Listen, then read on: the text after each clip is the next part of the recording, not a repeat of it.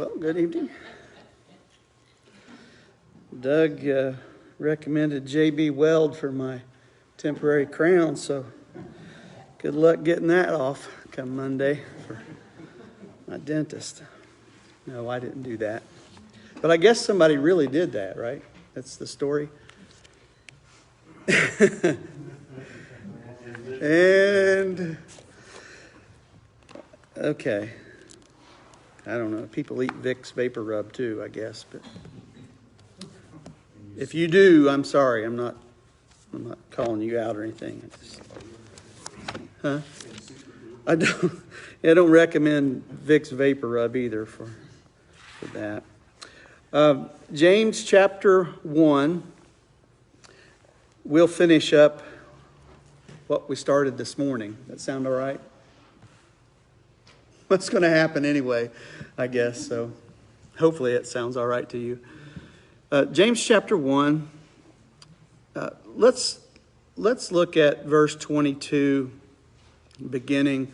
Although we've really just been concerned with what he says at the end of this chapter, and it sort of drives the rest of the letter. But James says in James chapter 1, verse 22, do not merely listen to the word and so deceive yourselves. Do what it says.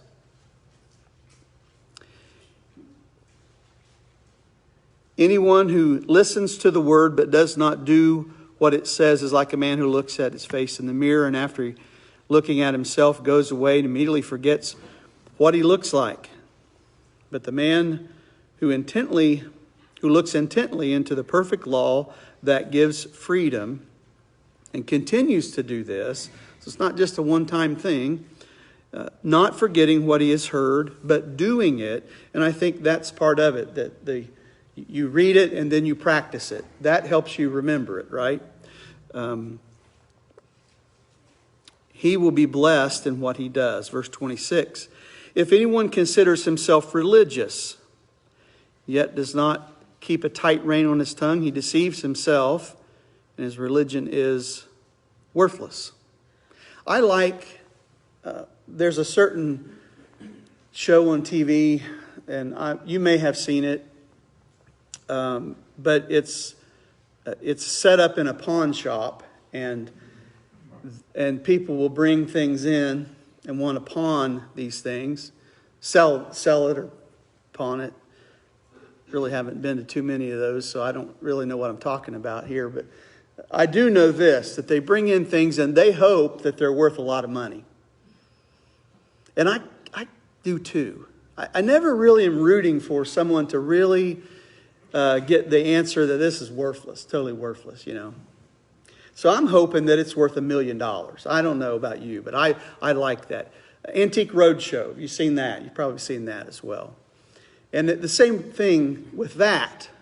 I'm excited for the people. You know, they bring in this thing that they found in their attic that maybe their great-great-grandfather owned, and they're not even sure what it was, or they were doing some drywall work at home and something fell out, and, you know, is this worth anything? And, you know, it's priceless. You know, I'm like, yes, I knew it. You know, but then there are things that I thought were worth quite a bit, and this is just a cheap reproduction. You know, you can find a million of these around. I'm like, oh, really? So these people that appraise, they know what they're talking about. They know the items. And so in the pawn shop, they'll get an expert on this or that. They don't just have one person that knows everything. It's the person that knows a lot about coins.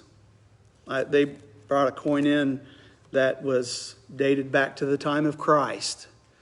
And it was real, genuine. And I thought, wow, that's something. And the guy said, was just thinking about maybe, this was somewhere around Jesus, or, maybe it was in the fish's mouth. I mean, that coin, I don't know how you would figure that out. Maybe fish's DNA on it or something. I don't know. But I like those kinds of TV shows. I even like Shark Tank, that people are pitching these ideas, and Now, if that goes to market, I want to buy that. I'm always rooting for these people to hit home runs. I don't know about you. But God knows what religion is supposed to look like. The Jewish people had a history from Abraham on, right? And they could go all the way back. You remember some people arguing with Jesus. Our father's Abraham, Please, I know who your real father is.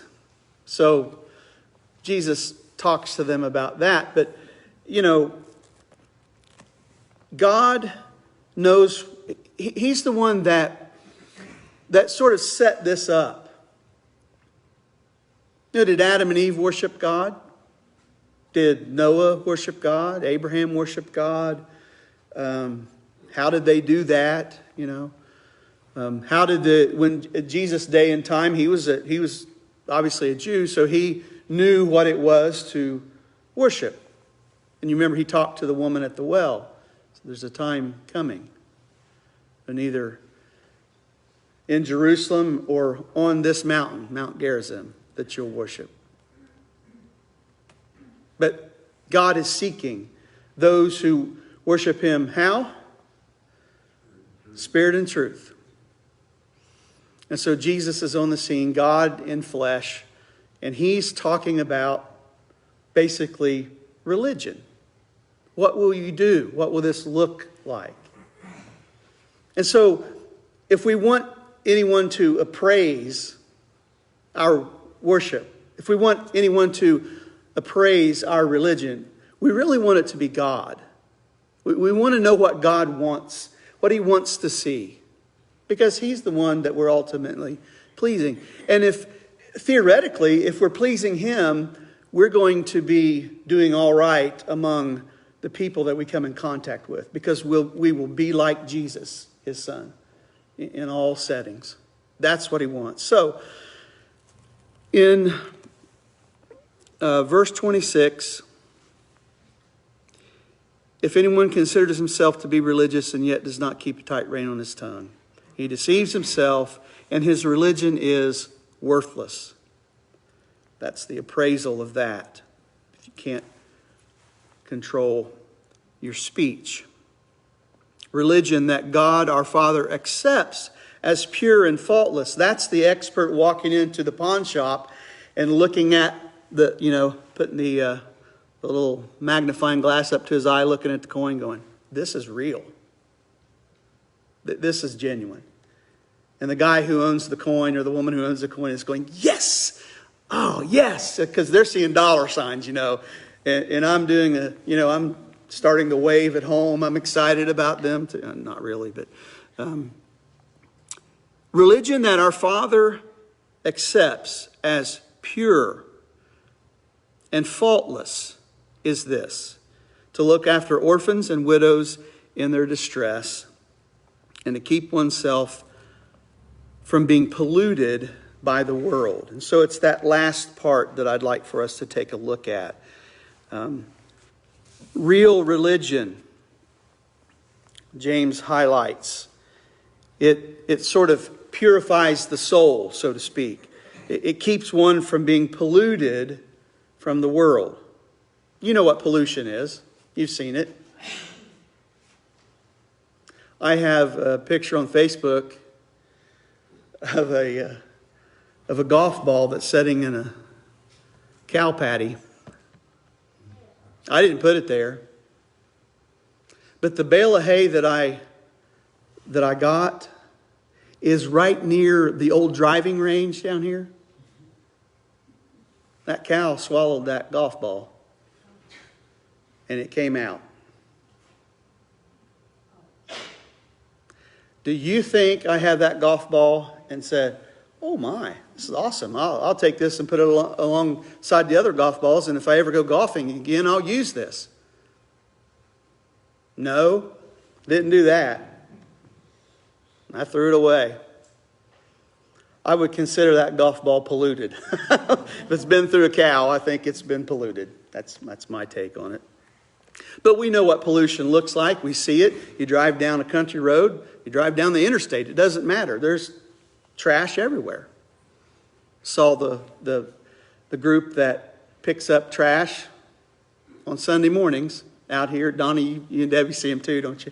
They have their vests on, and I'm not sure, I don't remember the group, who they are, but they're always picking up trash. And they don't just do it one time. They do it about every Sunday when it gets warm. Yes. Very nice. So James is talking about real religion keeps us, it keeps us from being polluted by the world. And so your mind may go to, I don't know, movies or TV or, being with the wrong people or the wrong places, those kinds of things. I don't know where your mind goes when you think of polluted by the world, but and those things would certainly qualify as something that would morally and spiritually pollute, right? Those things have that ability to do that.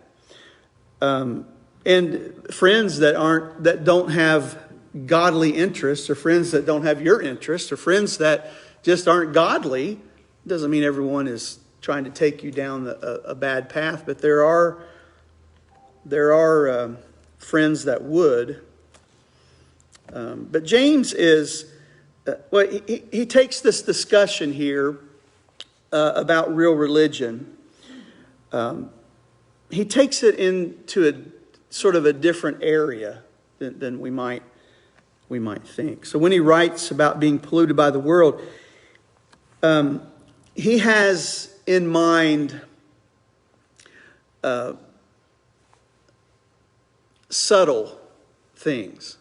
Let's think about this for just a moment. Look at chapter 3 of James, verses 13 through 18.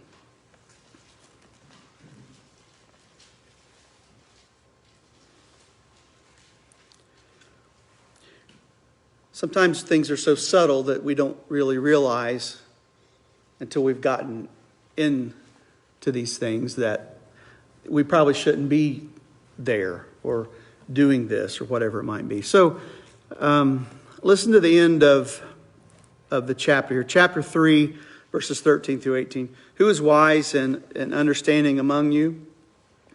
Let him show it by his good life, by deeds done in the humility that comes from wisdom. But if you harbor bitter envy and selfish ambition in your hearts, do not boast about it or deny the truth. Such wisdom does not come down from heaven, but is earthly, unspiritual, of the devil. For where you have envy and selfish ambition, there you find disorder and every evil practice. But wisdom that comes from heaven is first of all pure, then peace-loving, considerate, submissive, full of mercy, good fruit, impartial, and sincere. Peacemakers who sow in peace raise a harvest of righteousness.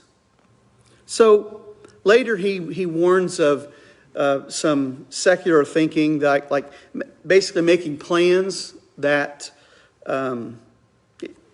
conducting business without the thought of God.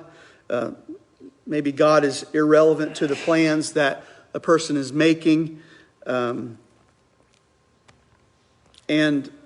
we have to keep in mind that sometimes it can seem in these types of settings where people make plans without any thought of God, it's as if, the thought is maybe keeping God in a nice little Sunday box, and you take him out on Sunday, you worship him, and then you put him back in the box and let him be there all week. And you get to do whatever you want to do then, because you've earned it. You deserve it. That's the way people think, right? I'm going to do this or I'm going to do that. So without even considering God. So James cautions against envy. We see it here, against greed, materialism, because that corrodes, it erodes, it destroys what God wants in our lives. And so those are the qualities that sometimes, maybe too often, accompany false, or you might say even frivolous religion. Those kinds of things. But they can never keep company with the genuine, the real article that God is looking for, this God-pleasing faith, what He actually wants from us, this real religion. So real religion, if you think about it, as we've looked here in chapter 1, and we've picked up other places here in the letter as well. So real religion always does these three things in a person's life. These three things that we've talked about. It controls the tongue. So if a person is having trouble controlling their tongue, get closer to God. Pay more attention to Him. And sometimes people will say, that's just who I am. People are just going to have to deal with it. But there's an appraiser who knows what real religion is supposed to look like. And He's the one that says, it's worthless if you have no control over what you say. If you're not even thinking about it. Think about how Jesus could have said certain things from the cross. We have no idea what it would be like to be crucified, but from the cross, on the cross, He says, Father, forgive them because they don't know what they're doing.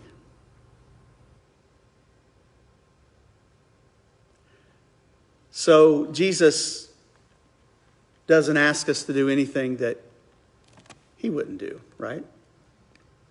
He's been there. He's been tested and tried. And so if you have trouble controlling your speech, controlling your tongue in these ways that James mentions, pray about it. Ask the Father to help you. Ask Him to give you wisdom. That's what James talks about.